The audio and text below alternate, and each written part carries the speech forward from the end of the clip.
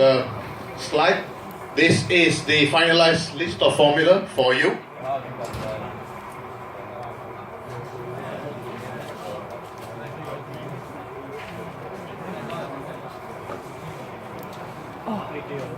Okay, right. I will leave a copy on this PC once the lecture has ended, so you can pick it up yourself. Right. So these are the ones that I'm giving you for the time being. Right. So Bernoulli equation, I'll give you the intermediate step. Okay. Mass flow rate, I'm giving you. The steam table based formula, I'm only giving you one. So which is this. Right. And I've noted that it's similar for H, S, and V, which is specific volume. Okay. And dryness fraction is denoted as X, but you should know what is X. Mass of vapor divided by the total mass of mixture. Okay? Some formulas may not look familiar to you because that is actually for next semester, but I had to make it same. Right? NFEE is given in energy form, SFEE is given in power form. Okay? If the question wants you to derive, you have to derive. Right? R naught is given in two quantities. Use this one here, right? The one on top is for your next semester. That's actually for air, but I had to put it there because the formula sheet has to be the same for both subjects, right? So this semester, use this. Next semester, you may need to use the one on top. Okay, I will explain further for next semester. This is the first law of thermodynamics, which you know, NFEE, SFEE, ideal gas equation, CP and CV relationships. I'm giving you two, right? That's about it, actually. So there are a lot more you need to learn. So please take a copy of this once you have done with the lecture, all right? Okay.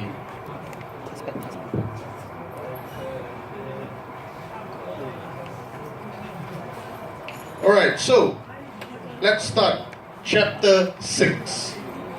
Okay? Fluid mechanics. Right. I told you to bring a lot of papers because you need to copy down a lot of things. I'm not going to show anything on the slides. I'm just going to say it out so that you copy. Okay? Right. First and foremost, if you take a look at last year's exam, main paper, or last year's recent exam, both papers, they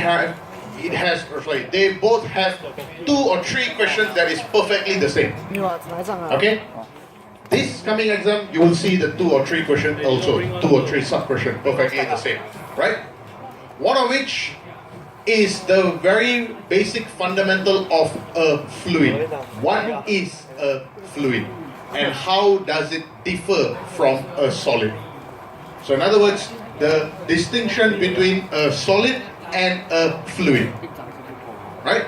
So how would you go about answering it?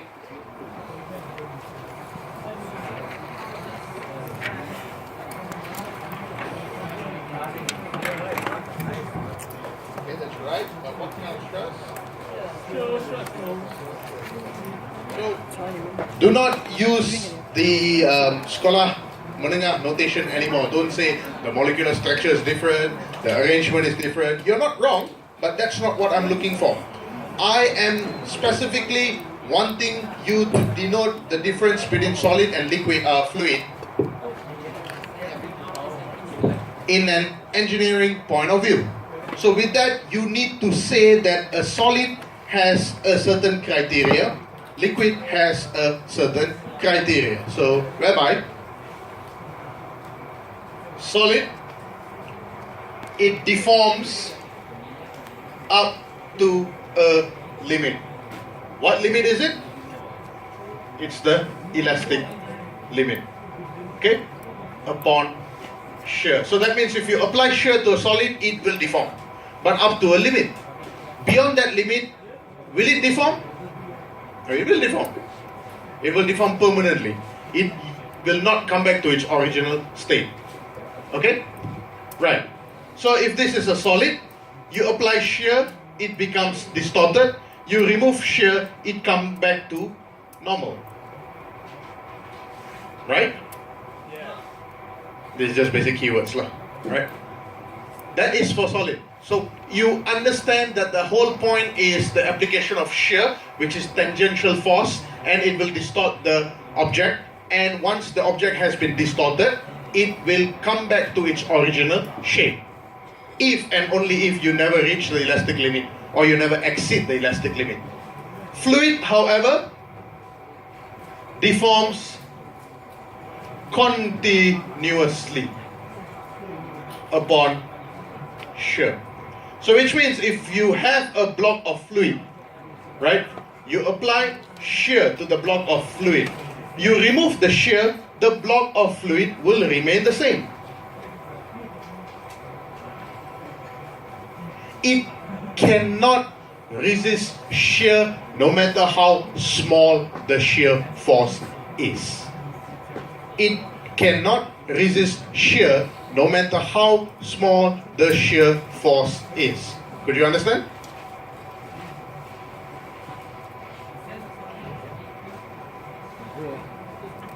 That is for solid.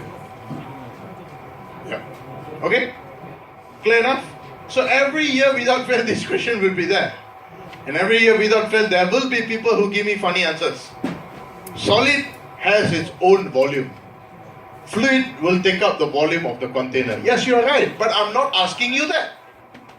So take a look at the key words that I'm looking for. It's something to do with shear. So use that as a start point. Okay? Right. So this is the beginning of chapter 6, whereby I dictate the idea of solid and fluid and how they are different from one another. Okay? Right. Moving on. Once we have learned the distinction between solid and fluid, we learn about the pressure in a fluid. Correct? What kind of pressures exist in a fluid? Hydrostatic, dynamic, and the static pressure. Okay, all three of which are at the final chapter. But before that, we learn the idea of pressure in a fluid, okay, based on two such forces.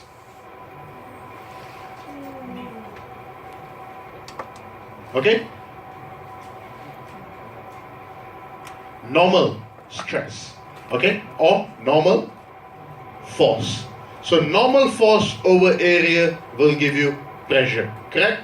However, pressure in fluid, it also depends on this particular concept, which is, it is dependent on the depth or the height, depending on how you measure and how you look at it, right? So we go into that. The moment we learn pressure, we learn something called the Pascal's principle or the Pascal's law, right? Which says that the pressure on a fluid is equal in all direction, provided the fluid is a small point. And I taught you how to derive. Key point here is, when you start to derive, if this question comes out in the exam, use the triangular prism. Try not to use any other shapes.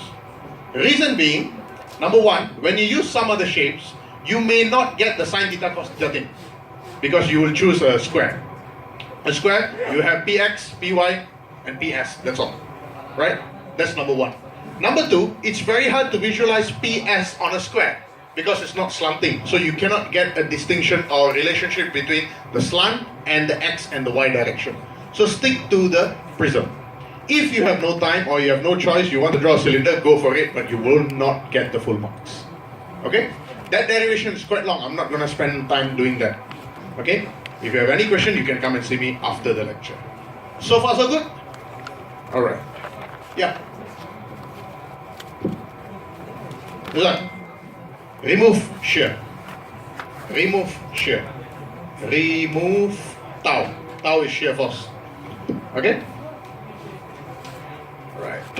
Wait, let me just go through your lecture notes, see if I missed anything that is important.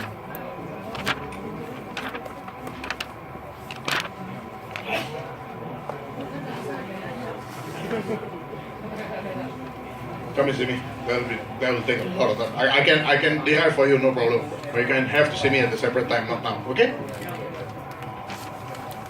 Okay, no problem. You come and see me later. Right? No worries. I will go through that. Okay? Clear so far? Clear so far with Pascal's principle? Okay? Derivation of which you were to use the triangular prism. Just use two derivations. One in the x-axis, one in the y-axis. When you do the x-axis, everything is straightforward, no problem. When you do the y-axis, please include the weight of the fluid. When you include the weight of the fluid, you need to take into consideration density and the volume, right? So you have delta x, delta y, delta z. Combination of 3 will give you a very, very, very small value. You ignore that value. That's where you get to prove Px equals to Ps, Py equals to Ps. Okay? And don't spend time doing a z direction. No point.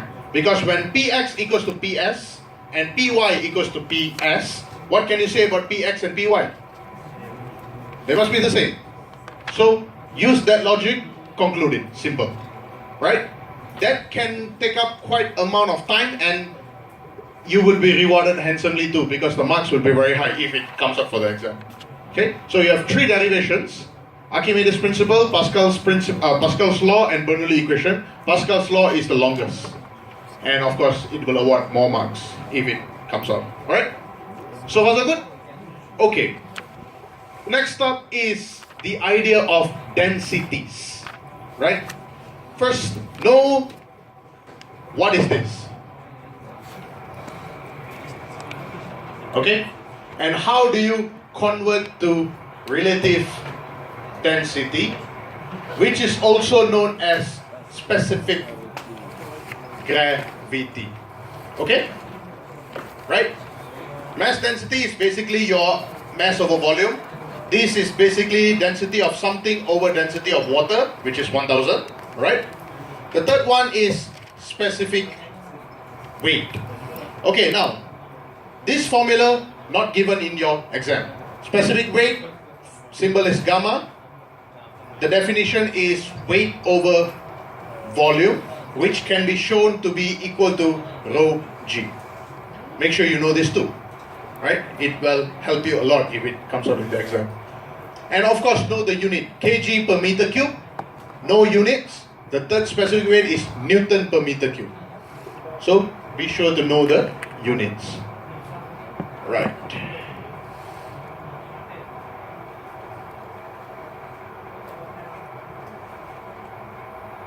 Okay, so far okay? Can we move on?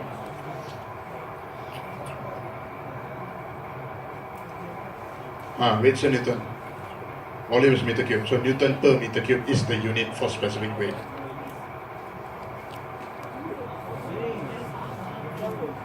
I'm giving you only keywords, that's why I want you to copy it yourself. We will do a few questions as we go along, but this is just to give the theory part first, because if I go through the slides again, there won't be enough time. I need to cover 5 chapters in 2 hours. Please interrupt me if you find anything that is unclear. Alright? Okay, next, go to the combination of pressure. Pressure, we will learn something called P total, or it's the same as P absolute, which means it is P gauge plus P atmosphere. So in other words, total pressure must always include atmospheric pressure, right? Gauge pressure means it's the pressure measured by the particular device. It does not include ATM. Can you understand? Alright.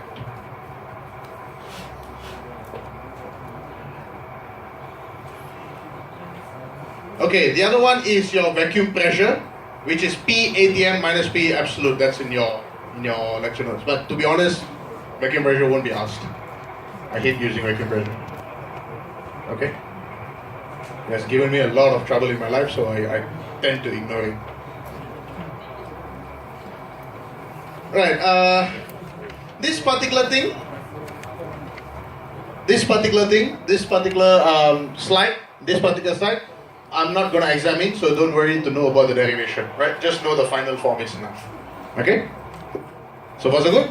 So just know that the pressure increases with the increase in Z.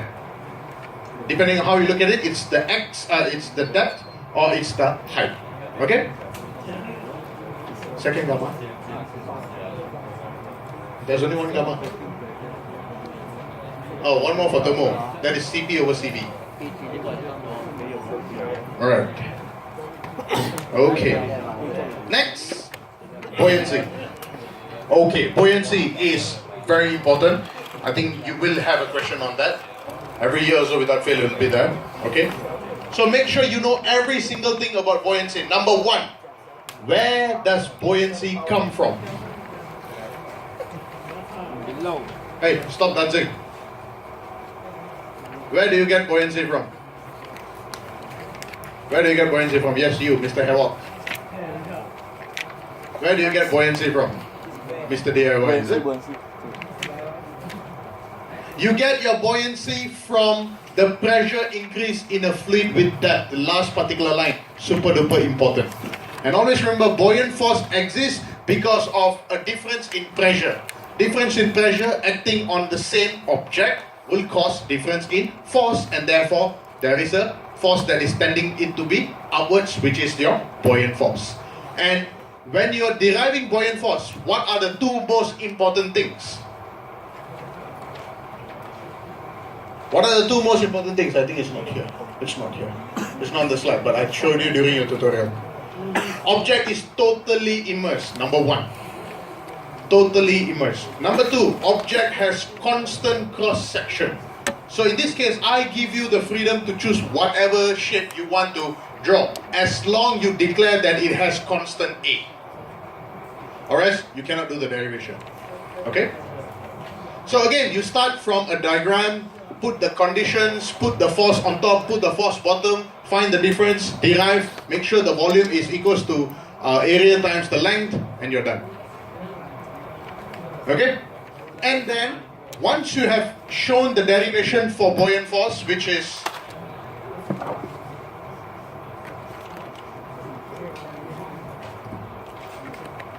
FB equals to rho F VB G. Once you have shown this, then if the question wants you to talk about Archimedes principle, you declare that the volume of the body submerged is equal to volume of the fluid displaced. Take this, put inside the equation, do the maths, and get FB equals to WF displaced. This is in fact your AP, Archimedes principle. This is not Archimedes principle. This is the buoyant force. But if a question wants you to derive this, you have to go through the whole lot. If your question wants you to derive this, you have to go through the whole lot, add these few statements. Okay? And also note that buoyant force is totally independent of the density of the body. So in other words, if I have a block of wood and a block of steel at the same volume, in the same fluid, the buoyant force is identical. Okay? The buoyant force is identical because the only non-constant term in buoyant force is the volume of the body. Volume of the body. Right? That's number one.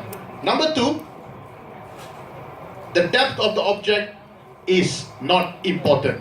You could, instead of drawing this object as S depth, you can draw it at 2S or 3S or maybe S squared. It doesn't matter. The depth doesn't matter. Okay? And finally, buoyancy in air is super duper small. We tend to neglect it. Sometimes we don't even put that in our calculation. We will not even include as part of our calculation because it's number one everywhere and number two is very small. Okay? So far so good? That's the end of chapter 6.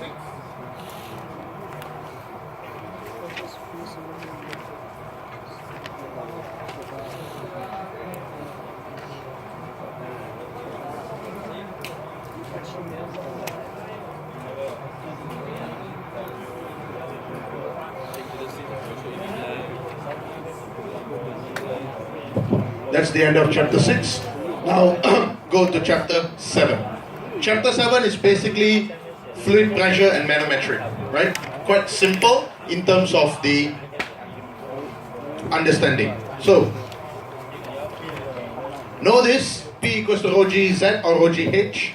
Pressure at all points on a horizontal plane must be the same for a given fluid, right? I asked you to change the first line, right? Those who haven't changed, please change it. And also the second line. pressure at all points on a horizontal plane must be the same, comma, for the same fluid or for a given fluid. Okay? Density at all points on a horizontal plane must be the same for the same fluid. That is a no-brainer. Density is always a constant for a liquid. Okay?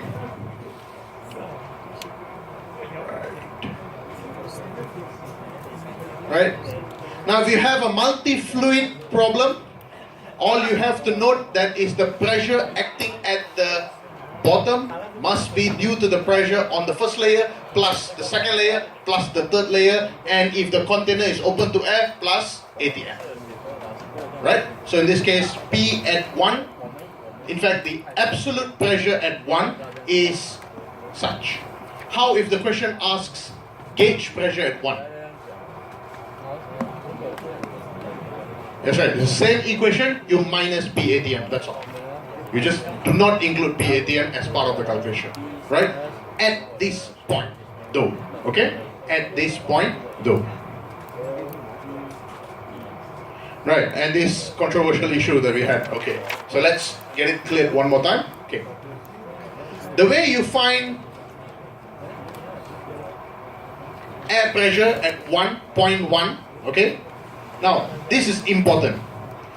Regardless whether what the question is asking for, P gauge, P ATM or P absolute, okay, at 0.1, you just include P ATM to be on the safe side. So in other words, the pressure at 0.1, will it be the same as pressure here?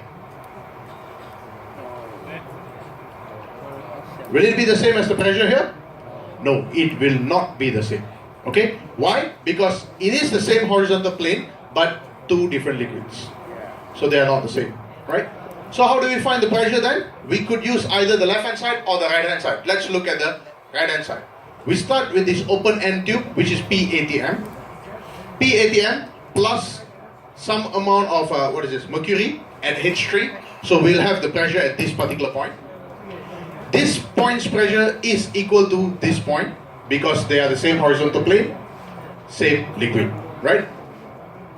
And if I were to jump to the left hand side, I cannot because this pressure and this pressure is not the same. So I have to move upwards to get the same liquid interface. This is mercury, whereas this is water. They are not the same. This is oil, whereas this is water, not the same. So I need to find oil and oil. The best point is here. This is oil, mercury, oil, water. This is oil only. So one liquid is the same. So you just take that as a similarity point. The pressure at this point, the pressure at this point must be the same. You analyze for this point. You analyze for this point. You combine both. You will get the answer. Okay? We have done enough. Do you want to do another example on this? Yeah. You want to do another example on this? Yeah. Okay.